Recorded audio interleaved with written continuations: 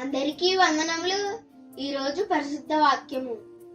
నిర్భయము కలిగి ధైర్యముగా నుండుము, దిగులు పడకుము, జడియకుము. యెహోషువ 1:9. అవును, దేవుడు యెహోషువతో చెప్పిన 3 ముఖ్యమైన మాటలు తెలియజేస్తున్నారు. నిర్భయముగా ఉండు.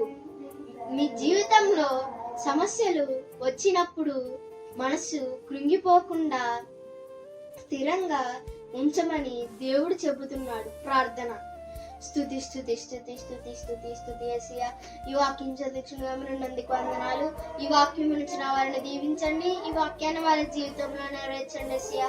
వాళ్ళకున్న అనారోగ్యాన్ని స్వస్థపరిచేసయ్యా. నిర్భయము కలిగి ధైర్యముగా ఉంచమని ప్రార్థిస్తూ వాళ్ళని ఈ వాక్యాన్ని వారి జీవితంలో నెరవేర్చమని ప్రార్థిస్తూ నజరేయుడైన యేసుక్రీస్తు నామములో అడిగి వేడుకుంటున్నాను పరమ తండ్రి. ఆమేన్. ఈ వాక్యం మీ జీవితంలో నెరవేర్చబడును గాక. ఆమేన్.